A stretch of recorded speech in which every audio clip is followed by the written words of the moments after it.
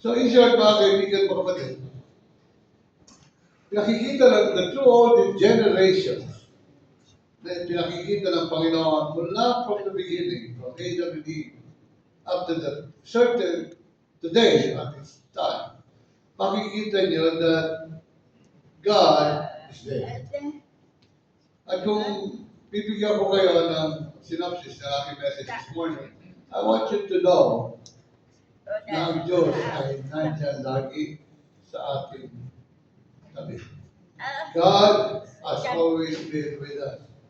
He's with Abraham, with David, with all the heroes of faith, from the disciples up to today. God is with us in all generations and generations to come. At kung titignan niyo mga kaibigan, mga kapatid, all those things that are done and happens in life, makikita niyo na nandun ng Diyos. Now, there's maybe some of you are talagang magagaling kayo sa Biblia. Pastor, paano naman yung 400 silence na tinatawag in between the Old Testament and the New Testament time? Let me talk about that. Last night, I was trying to study. I look at the 400 years of silence. Pastor, ano ba yan? If you look at the Old Testament po, you're reading the Bible. The Old Testament time, there's a gap between the Old Testament and the New Testament. Before the Lord came, before the Lord become human in flesh. Tama. Nagkatawa tao. Yung gap po yan ay 400 years of silence. Pero ibig sabihin, 400 years of silence, hindi yung ibig sabihin na wala ang Diyos. When they talk about the 400 silence years in the Bible, wala akong prophet.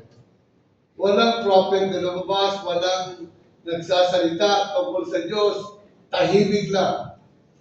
But look, it doesn't mean na wala ang Diyos during that time. It doesn't mean na iniwan tayo ng Diyos at kinalimutan tayo. It does not mean na wala ang Diyos during that time. Ang ibig lang sabihin, mga kaibigan, mga kapatid, during that time, walang disciple, walang apostle, walang prophet na nag-exist, and that is why they call it the 400 years of silence. Now, during this time, maybe some of you, boring naman yung scripture na to, puro genealogies lang. Yung iba sa inyo, hindi nyo na nga binabasa yan. And some of you, nilalaktawan nyo na lang yan, di ba? Pero kung titignan nyo mga kaibigan, mga kapatid, these have to be written in the Word of God so that makikita nyo kung saan ang galing yung Emmanuel. Kung anong ibig sabihin at kung anong lineage ng pinanggalingan ng Panginoong Jesucristo na siyang pwedeng maging tagapagligtas ng sanlibutan at pwedeng maging qualified na tagapagtanggol o tagapagligtas ng sanlibutan ito. Ang ibig sabihin, mga kaibigan, mga kapatid, all of this, the purpose, is not only para makita nyo yung lineage ng Panginoon, is also nilagay nila ito for the purpose of siguro ay makita yung mga tao na nagtatrabaho. Remember, Matthew is a tax collector. So he has to put all these things to determine kung sino-sino yung dapat mag-tax. To determine kung sino-sino yung dapat mapunta sa military personnel or kung sino-sino yung succession from the lineage ni David hanggang sa Panginoon Jesucristo, at also para malaman nila kung sino yung mga landowners and mga may inheritance issue. So all of these, mga kaibigan, mga kapatid, if you look at it, obviously, God has a purpose. Kung bakit yung genealogies na yan ay inilagay pa sa pilar ng kasulatan na wala namang kinalaman tayo sa panahon na ito. But look at this, kung titignan niyo yung libro ng Ayuba, banal na kasulatan mga kaibigan, mga kapatid, these are purposely written for the purpose of knowing who Emmanuel is, who Jesus is. And according to the scriptures, makikita niyo mga kaibigan, mga kapatid, na ito yung mga bagay na dapat niyong maunawaan na ang Messiah, ang tagapagligtas, ay dapat manggagaling sa lineage ng Panginoon. And that is why all of these are written in the Word.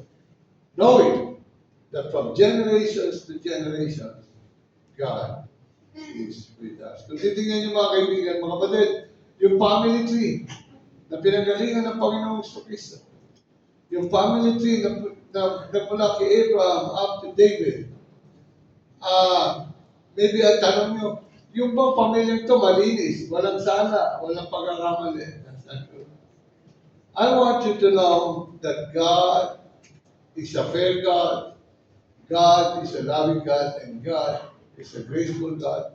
Nagpapatawad, nagawa ng pagpapatawad sa lahat na nagkakamali. And even the sinful people can be used of God. I'll give you example. Si Abraham. If you look at the life of Abraham, Abraham was a liar. Sinungaling. And even his son, Isaac, is a liar. Now let's go to Jacob. Jacob is a cheater. He's a schemer. Yung kanyang anak, si Tamar, he disguised herself as a prostitute and also committed incest in her life. Rahab was a prostitute, a Canaanite, and the enemy of God. Si Ruth was a Moabite. Ito yung, when you talk about Moabite, ito yung product ng incest, product of incest, galing sa kasalanan. And just mention David. The famous David, who killed Goliath, is an adulterer and a murderer. Di ba? Solomon, who has 700 wives and 300 concubines. Di ba? At iba-iba pa asawa, hindi mga Christian, hindi mga Jewish. Everything na gusto niya magustuhan. And also Manasseh is part of the lineage of David.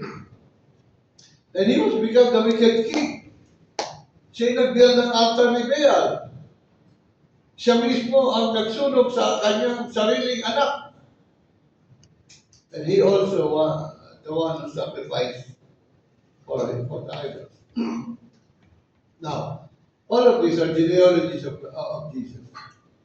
Now, ang sinasabi ko is that every generation has its own time. But every generation, God is still there. And God is always there.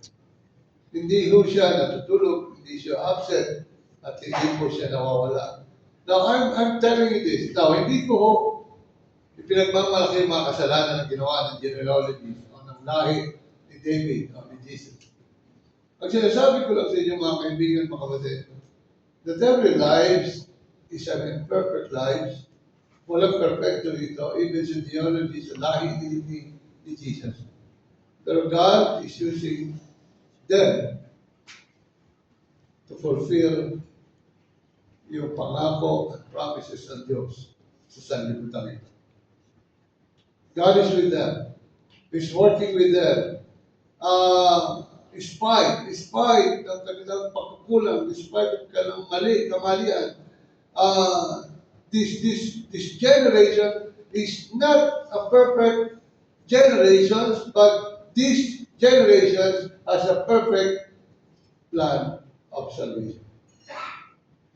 And this I would like you to know from the very beginning, from the time of Abraham up to the time today, ang nangingibabaw ay ang tinatawag na grace, ang biyaya. Biyaya, ang mercy, the love of God, lahat ng bagay na nangyayari sa mundo nito is only by the grace of God.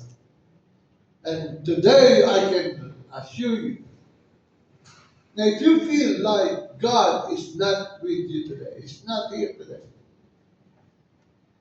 don't think about that. Mahal ka ni Lord, mahal ka ng Diyos. Gusto ka ng Diyos na makakilala at maligtas sa kasalanan na gawa natin na dapat ay papunta tayo ng piano, pero dahil sa biyaya niya, sa pagmamahal niya sa atin, for God so loved you, that He was looking at you even at this time that you are doing a lot of sin, maraming kasalanan, maraming bagay na ginawa. God has forgiven you, God loves you, and God wants you to be saved. Generations past, generations today, generations coming, God is with them. He's ready to forgive, He's ready to love you, He's ready to accept you, whoever you are. At yan ho ang ating pag-aaralan natin this morning. God will always wanted to bless you in spite ng ating pong pinagdaanan. Sa buhay ng Panginoong Jesucristo, noong panahon na I'm not saying Christ committed sin. Ang sinasabi ko lang, yung kanyang lahi. Lahi ng Panginoong Jesucristo nung siya'y nagkatawang tao. God never uses a perfect person. God uses a humble person who is willing to be used of God in His vineyard sa kanyang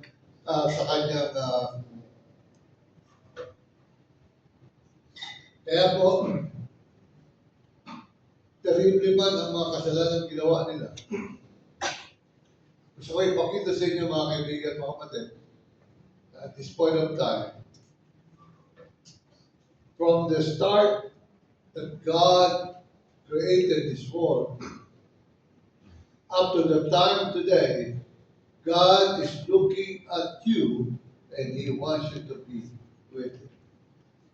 He is with us. God is with us. Kaya po, today, I would like to give you some points. That until today, He is with you. Una sa lahat, number one, God is with us in every situation. God is with us in every situation. Now, I don't know kung anong sitwasyon meron ka ngayon. Marahil you are in trouble today. Marahil you are in a difficult situation, I don't know. Maybe dahil sa kasalanan ng iba. Or maybe sa kasalanan na gawa mo. Or maybe kumagat ka sa mga temptasyon na dumating sa buhay mo.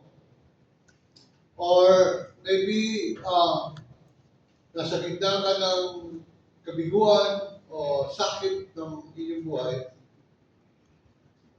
Ano ba nangyayari sa buhay mo, mga kaibigan, mga kapatid?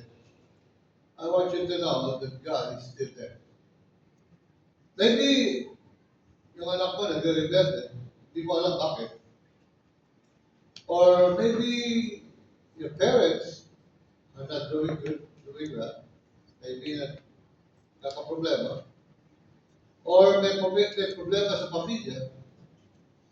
Or kahit anong sitwasyon na naroon ka ngayong araw na ito, I want you to know that God is with you throughout all your situation.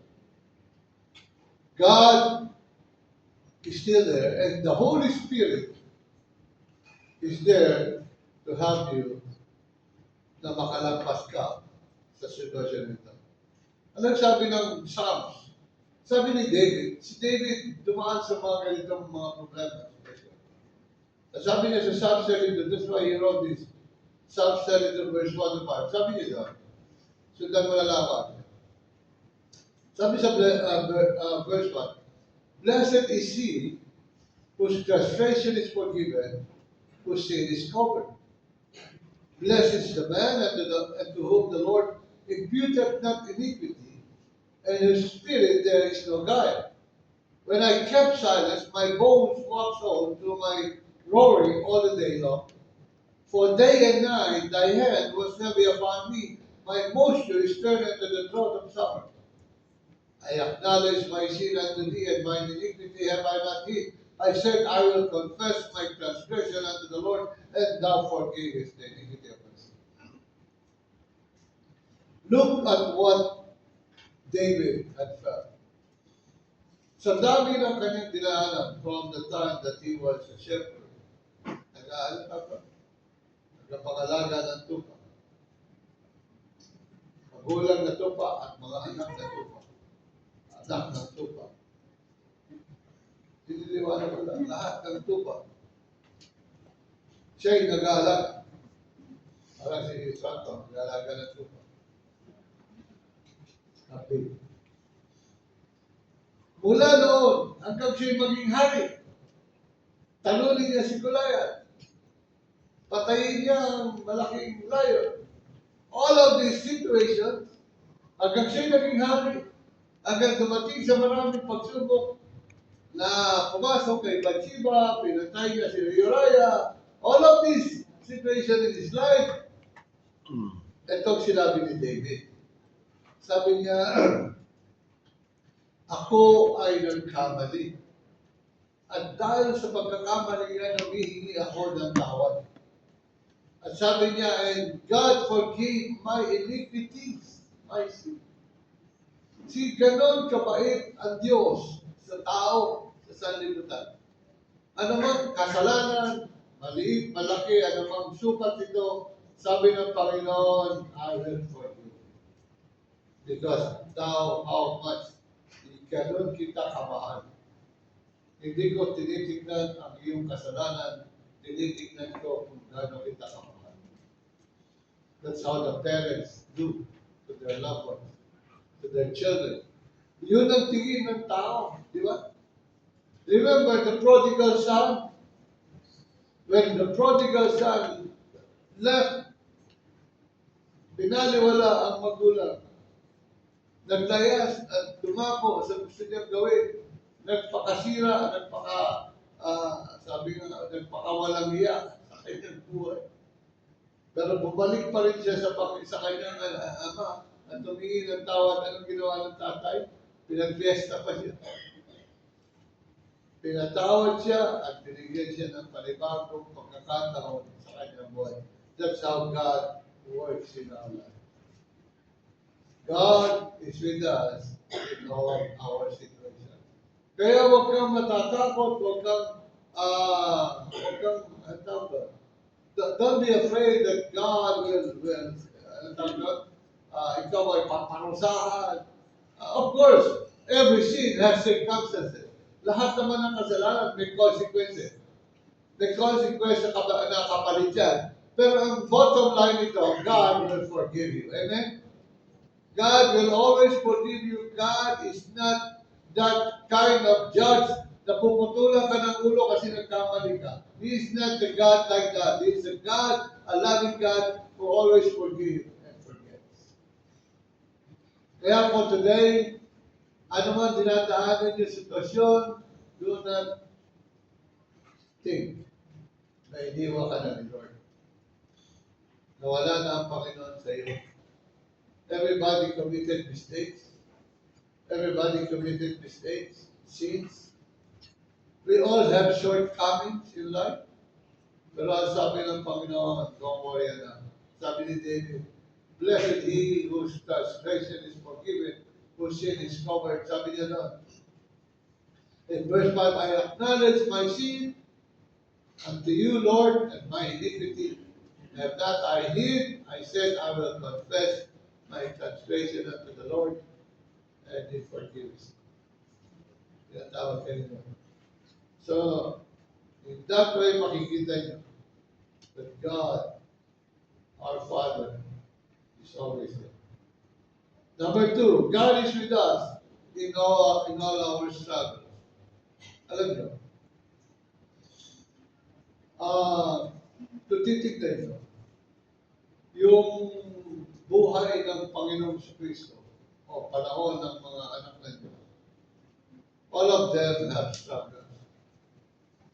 The family of Jesus, they faced the enemies. They fought the battles, nakipagyari sila. Yung grabe yung kanilang family struggles. Di ba?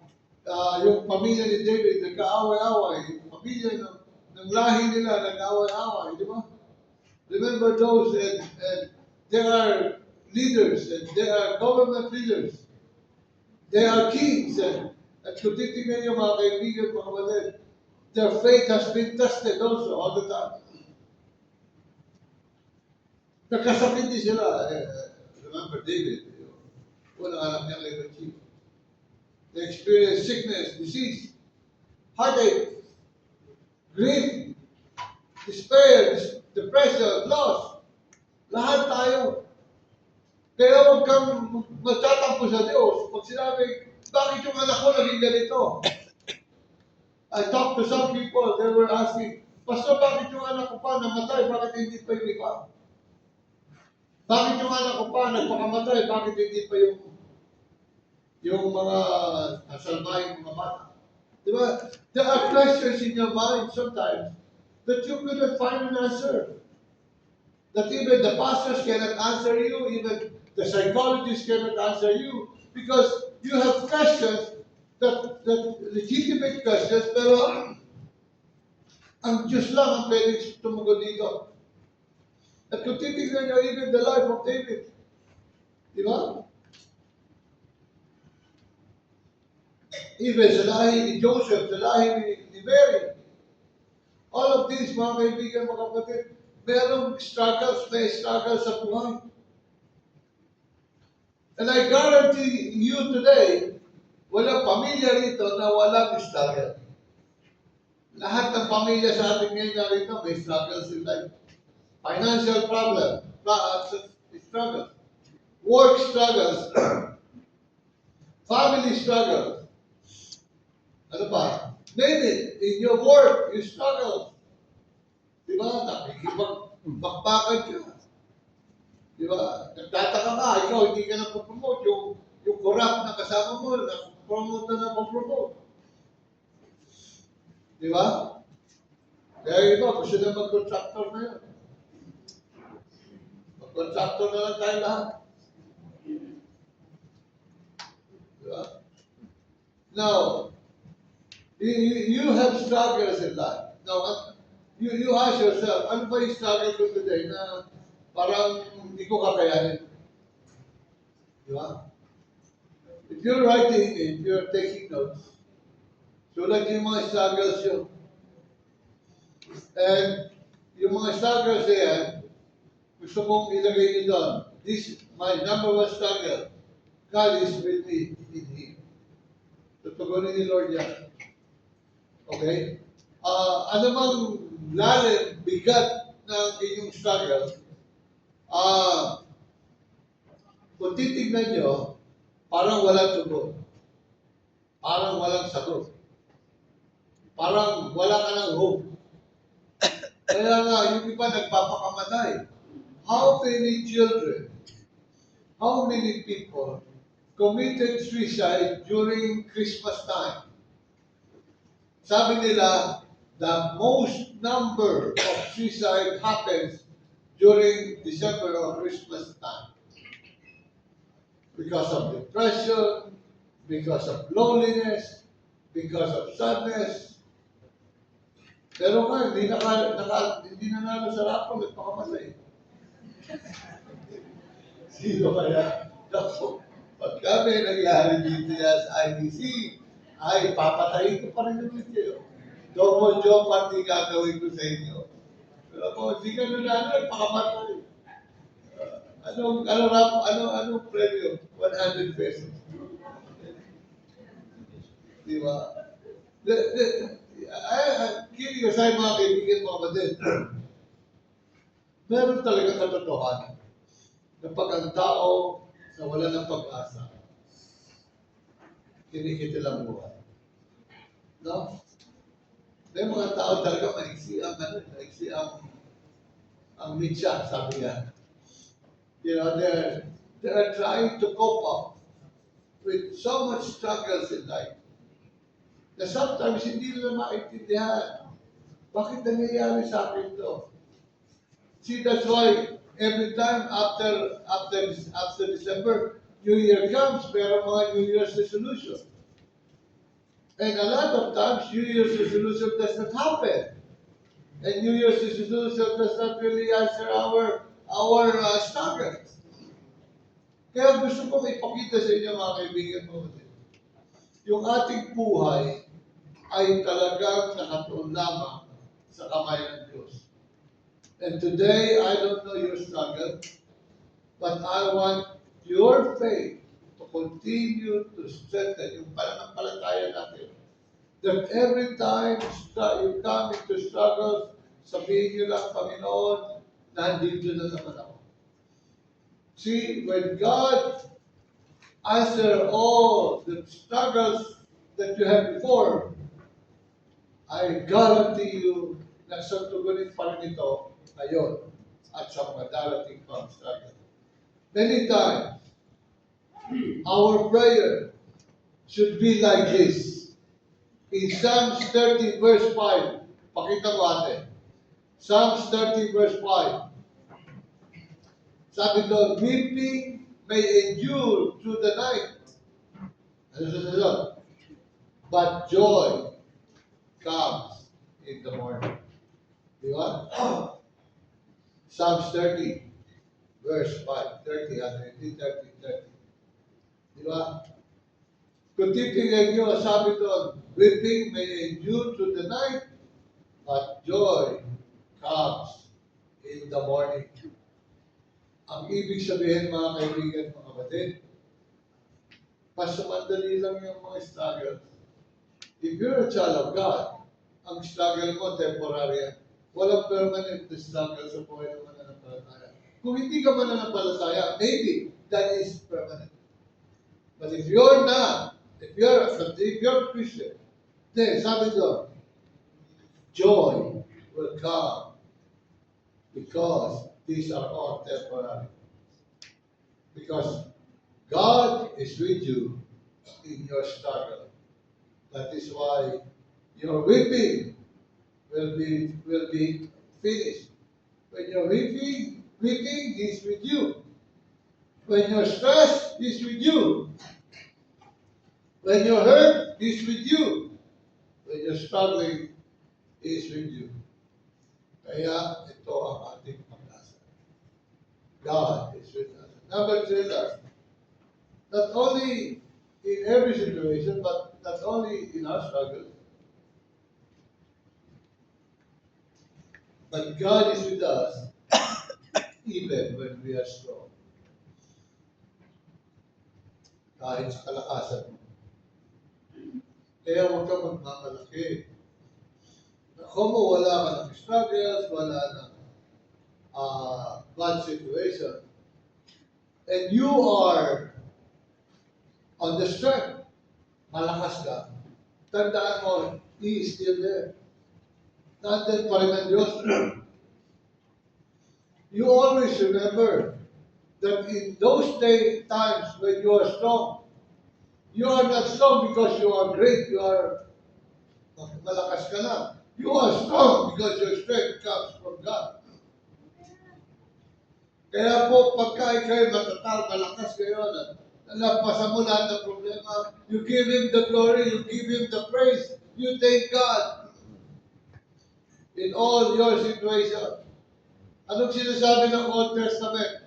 Exodus 15:2. The Lord is my strength and song, and He has become my salvation. Sabi ng Joshua 1:9, have not I commanded you? Be strong and of a good courage. Be not afraid, neither be thou dismayed, for the Lord your God is with you wherever you go. Di ba? Sabi ng Isaiah 40 verse 29, He gives power to the faint and to them that have no might, He increases strength. Sa Kanya lahat yan. Sa Ephesians, sa New Testament, marami din. Sabi ng Ephesians, chapter 6, verse 10, be strong in the Lord and in the power of His might. Philippians 4:13, memorize yan. Ano yan? Philippians 4:13. Nalimutan nyo. I can do all things. Di ba? Yan po ang ating pinanahawa. I'm done. Marami kasi tayong gagawin. I have to run. I'll be speaking in Cavite. Tapos na po ako. This is just the beginning of our series. God is with us. Do not feel like you're all alone. Do not feel that God left you already. Huwag kayong maniwala sa kanta, but God is far. You know that. Malayo daw. Far from the distance. God is far from the distance. Alala niyo yung kanta niya. Mali ang kapila na. Ako pagka mga kanta, alam na natin. God is from the distance. Hindi totoo yun. In closing, when you know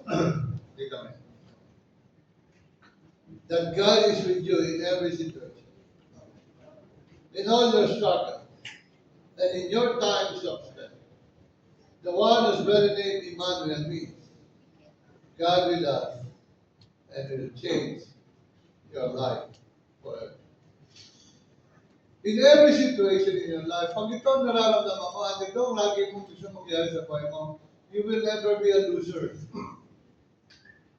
You will never lose. You will, malalampasan mo yung struggles.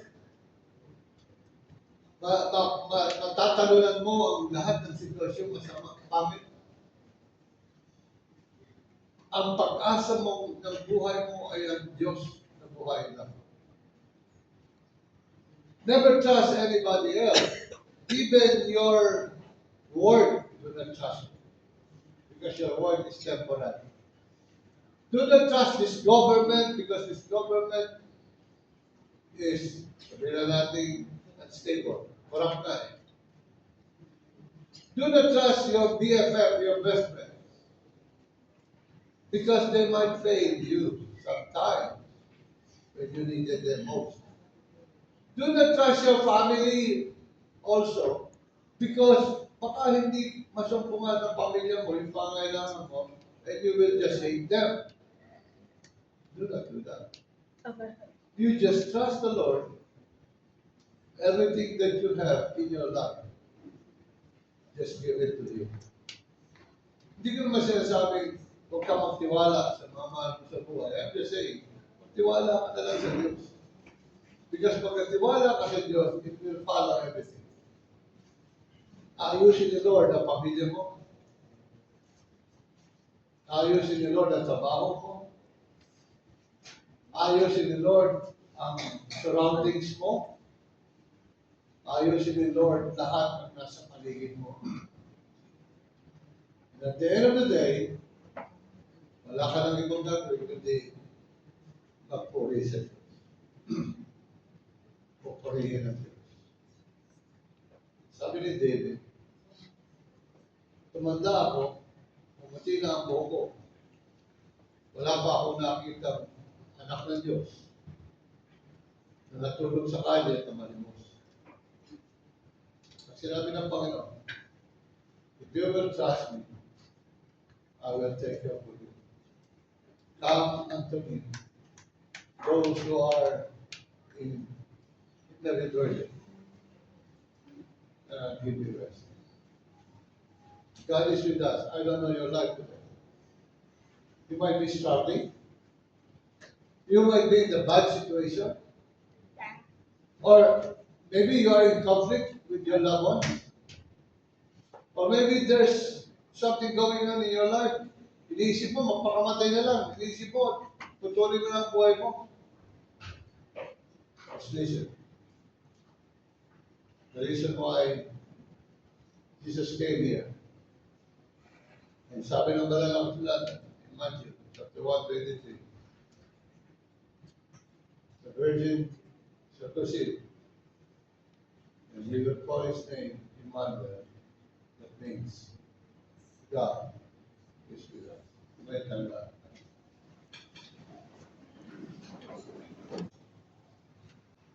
Diyos ng mga Diyos, hawit ng mga ato. If you're struggling, I don't know, tumanda ka sa mga pagsubok na yung araw na ito.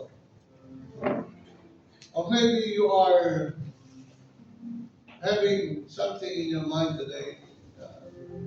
Pakiramdam mo, walang tugon, walang sagot, walang pag-asa, wala nang mangyayari sa buhay ko.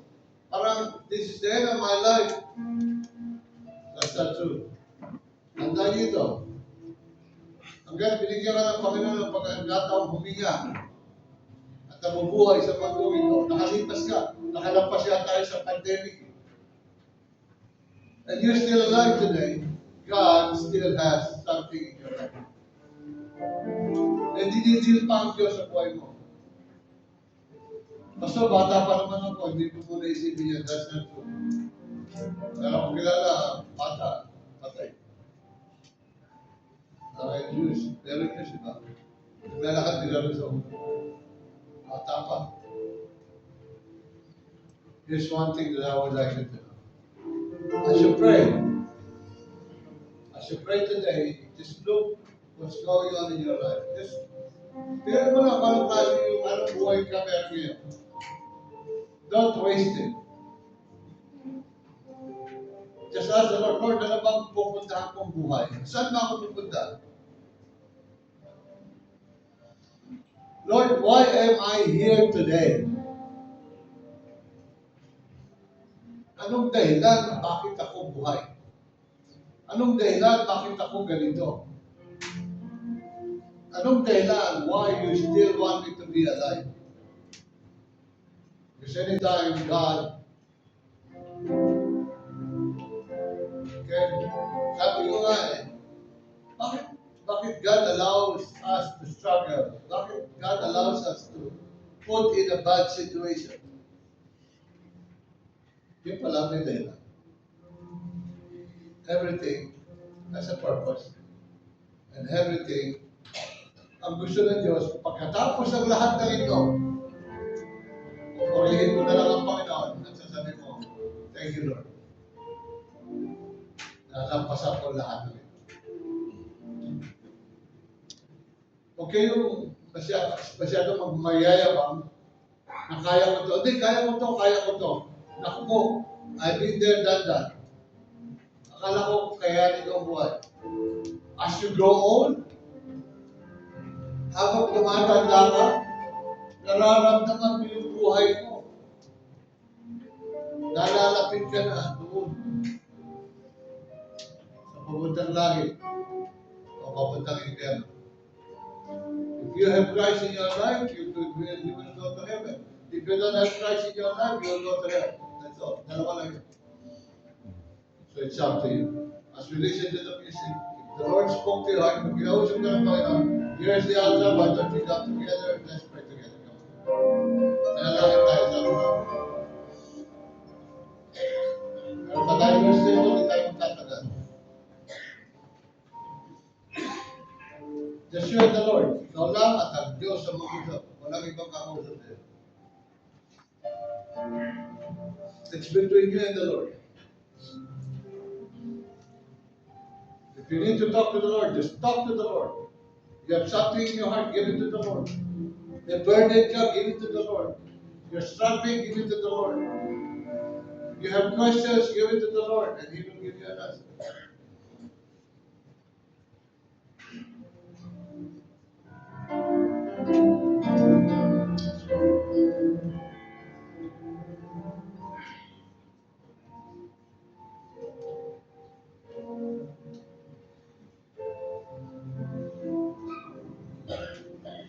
Manalangin tayo. Lord Pilipinas, Spanish messages, na alalahanin lagi, Panginoon, na ikaw ay nasa aming buhay sa lahat ng panahon, sa lahat ng kalalagayan, sa lahat ng pinagdadaanan. Hindi mo kami iniwan. Kaya naman katulad ni David, our praise, Lord Jesus, is that you continue to forgive us from all our shortcomings and sins. Patawarin mo kami sa lahat ng mga pagkakasala. At binibigyan mo ng pinibagong lakas, pinibagong katatagan sa aming pananampalataya.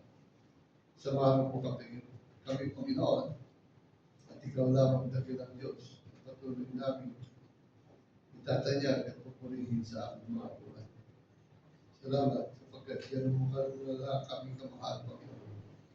Na kahit hindi ka mahal-mahal, ay pinipili mo mahalin pa rin kami despite of all our sins and shame. Sabahan po kami patuloy sa aming pang mga nalalabing gawain. Sapagkat sa kamay na iyong ang kabulangan ni ikaw na yung malagang gaspas. Ikaw ang magpala sa amin, ikaw ang bigay sa amin ng tunay na kapayapaan, katuwaan kasi at salamat. At higit sa lahat po, kung palang matira, pinansya at mapamilya, ay buhay at patutuwa sa nagutang ito, o kami ay maging yung totoo. Tanggalin mo lahat ng may makaramdaman, ilisip ang bawat isa, ikaw ang pala, wala na yun, magiging makita namin. Sa kala ng Ama ng Anak, sa ito.